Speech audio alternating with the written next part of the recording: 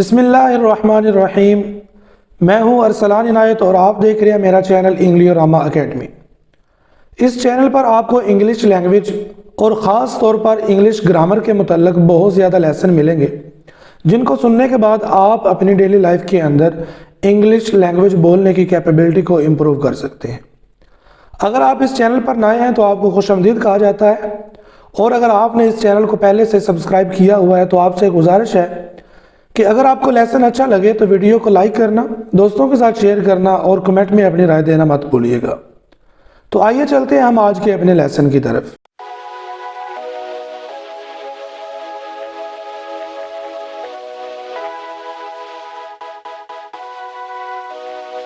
आज के इस लेसन में हम डिस्कस करेंगे कि वर्ब क्या होती हैं और इसकी टाइप्स कौन कौन। ये दोनों चीजें डिस्कस करने के साथ साथ हम ये भी देखेंगे कि इंग्लिश ग्रामर के अंदर किसी भी सेंटेंस में वर्ब अपना कितना अहम और कौन सा रोल प्ले करती है। हमारे पास वर्ब की 11 टाइप्स हैं। इन तमाम की तमाम टाइप्स को हम वन बाय वन डिस्कस करते जाएंगे। वीडियो को स्किप मत कीजिएगा ताकि आपके सारे कंसेप्ट वर्ब के बारे में क्लियर हो जाए। तो सबसे पहले हम देख लेते हैं कि वर्ब होती क्या है। A verb is a word that describes an action, state or occurrence. Verb एक ऐसा लफ्ज है जो इंग्लिश ग्रामर के अंदर किसी भी सेंटेंस में होने वाले काम को जाहिर करता है, किसी स्टेट को जाहिर करता है, किसी अकरेंस को जाहिर करता है, यानी किसी इवेंट को जाहिर करता है, किसी एक्शन को जाहिर करता है। Verbs are an integral part of a sentence and are used to express what the subject of the sentence is doing or being. Verb जो है ये एक सेंटेंस के अंदर बहुत अहम किरदार अदा करती है, और ये रिप्रेजेंट किस चीज को करती है, एक्सप्रेस किस चीज को करती है, ये बताती है कि जो सब्जेक्ट ऑफ द सेंटेंस है वो क्या कर रहा है, ठीक है, या उसकी हालत क्या है। ये दो चीजें वर्ब एक्सप्लेन करती है, ठीक है। सबसे पहले तो ये किसी एक्शन को जाहिर करती है, और फिर हमें ये बताती है कि किसी भी सेंटेंस के अंदर जो सेंटेंस का सब्जेक्ट है वो क्या कर। उसके बाद हम देख लेते हैं कि वर्ब की टाइप्स कौन कौन सी होती हैं। मैंने लेसन के शुरू में बताया कि हमारे पास वर्ब की 11 टाइप्स है। पहली action verbs. These verbs describe an action that is perform.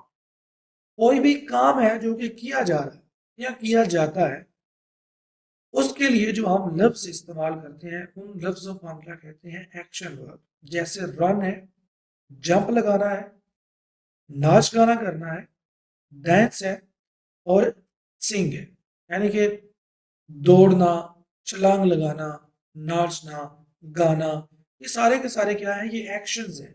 ऐसे अल्फाज को हम क्या कहेंगे, एक्शन वर्ब्स।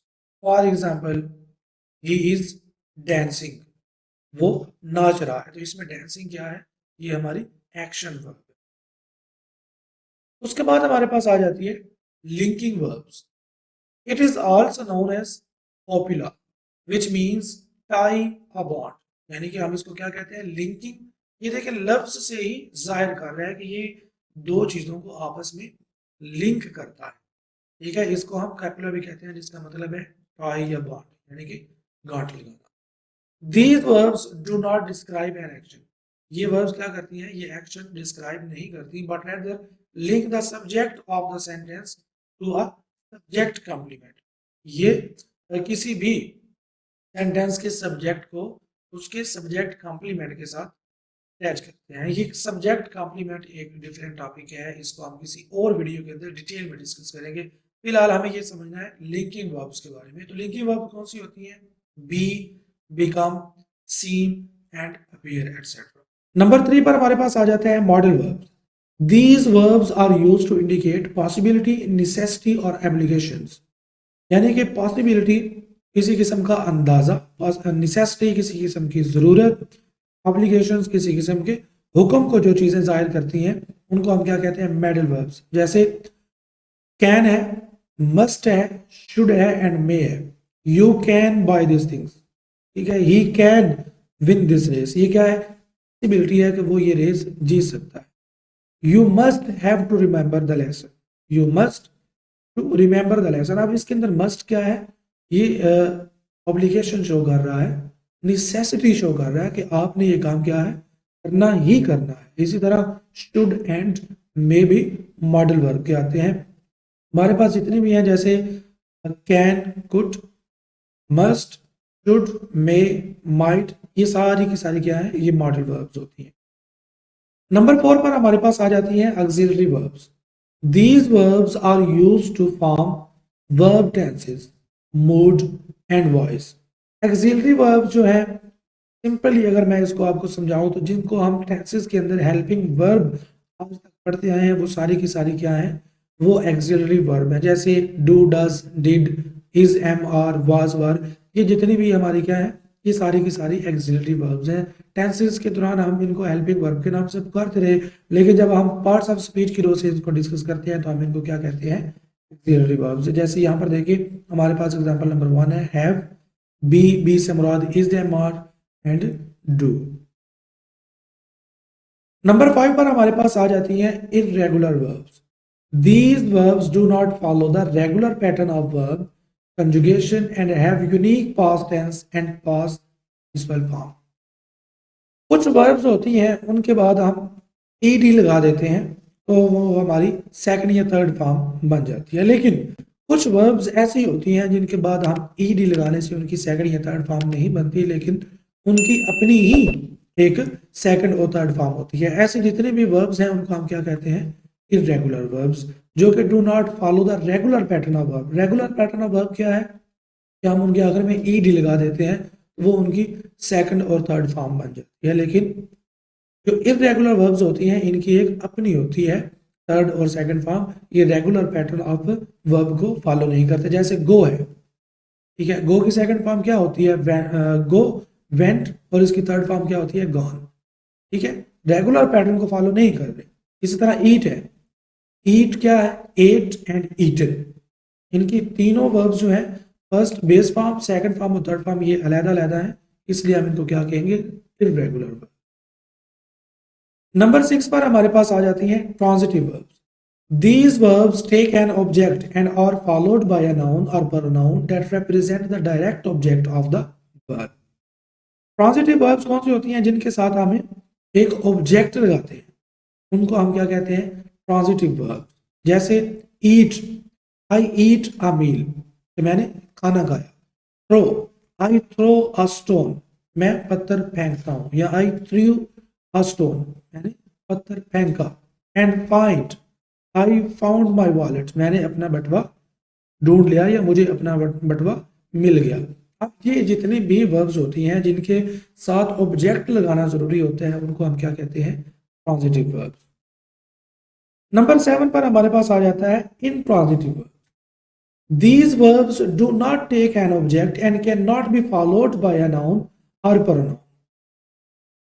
Intransitive verbs वो होती हैं जो कि जिनके साथ ऑब्जेक्ट नहीं लगता, जैसे sleep, arrive and laugh और fly है। Birds are flying, he is sleeping। अब यहां पर देखें he is sleeping, इसके आगे कोई ऑब्जेक्ट नहीं है। he is laughing, वो हंस रहा है। बर्ड्स आर फ्लाइंग, परिंदे उड़ रहे हैं, इनके साथ कोई ऑब्जेक्ट नहीं है और ये किसी नाउन को भी फॉलो नहीं करते। जबकि ट्रांजिटिव वर्ब्स जो होती हैं वो किसी नाउन और प्रोनाउन को भी फॉलो करती हैं। नंबर 8 पर हमारे पास आ जाती है रेगुलर वर्ब्स। ऊपर हमने पढ़ा इररेगुलर वर्ब्स और यहाँ पर क्या है, इररेगुलर वर्ब्स। ये बात ऊपर भी मैं आपको इररेगुलर वर्ब्स में समझा चुका हूँ। These verbs follow a regular pattern of conjugation and have a consistent past tense and past participle form. जैसे इनकी जो थर्ड और सेकंड फॉर्म होती है वो क्या होती है, वो सेम होती है, कंसिस्टेंट होती है, चेंज नहीं होती।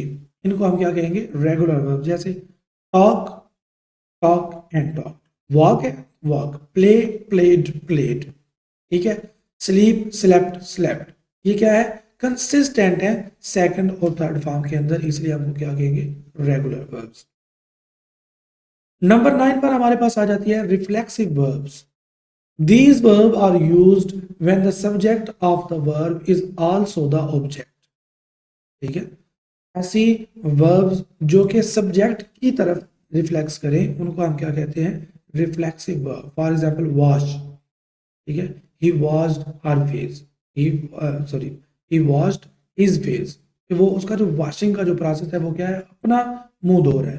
अब ये जो वॉश है ये क्या कर रहा है, अपने ही सब्जेक्ट को रिप्रेजेंट कर रहा है। इसी तरह शेव एंड ड्रेस, ये सारी की सारी कौन सी हेल्पिंग वर्ब्स होती हैं, रिफ्लेक्सिव वर्ब्स। नंबर 10 पर हमारे पास आ जाता है reciprocal verb. These verbs describe actions that are done by two or more people to each other. Reciprocal verbs क्या हैं? ऐसे verbs, ऐसे actions जो कि दो लोगों या दो से ज्यादा लोग एक दूसरे के साथ करते हैं, वो क्या होंगी, reciprocal verbs। जैसे एक दूसरे की मदद करना, The two friends help each other। अब क्या है, हेल्पिंग का क्या मतलब है, ईच अदर, उन्होंने एक दूसरे की हेल्प की, ये क्या होगी, रेसिप्रोकल। दे आर्ग्यू ईच अदर, उन्होंने एक दूसरे के साथ बहस मुबाहिसा किया। दे फाइट ईच अदर, ठीक है, वो एक दूसरे के साथ क्या हुआ, लड़े। दे कॉपरेट ईच अदर, ठीक है, उन्होंने एक दूसरे के साथ क्या किया। ये सारी की सारी वर्ब्स, ऐसे अल्फाज जो कि दोनों सब्जेक्ट्स या दो से ज्यादा सब्जेक्ट्स के लिए इस्तेमाल हो, दो से ज्यादा सब्जेक्ट्स को रिप्रेजेंट करें, उनको हम क्या कहते हैं, रेसिप्रोकल वर्ब्स। नंबर लास्ट पर हमारे पास आ जाता है dynamic verbs. These verb describe an action that is ongoing और in progress. An action that is ongoing और इन प्रोग्रेस, ऐसे तमाम काम जो कि या तो हो रहे होते हैं या अभी हो रहे हैं, ठीक है, इन प्रोग्रेस है, अपनी होने की हालत में है, जारी है किसी ना किसी तरीका से, इनको हम क्या कहते हैं, डायनेमिक वर्ब्स। जैसे रीड, राइट एंड लिसन। अगर मैं कहता हूं कि ही इज रीडिंग, तो इसमें अंदर रीडिंग क्या है, डायनेमिक वर्ब्स है। इसी तरह राइट एंड लिसन। तो यहाँ पर हमारा आज का वर्ब का लेसन कंप्लीट हो जाता है। मुझे उम्मीद है कि आपको इस लेसन की मुकम्मल तौर पर समझ आ गई होगी, लेकिन फिर भी अगर आपका कोई कंसेप्ट क्लियर नहीं हुआ तो आप मुझसे नीचे कमेंट के अंदर पूछ सकते हैं। मिलते हैं आपको अगले लेसन के साथ, तब तक के लिए दीजिए इजाज़त। अल्लाह।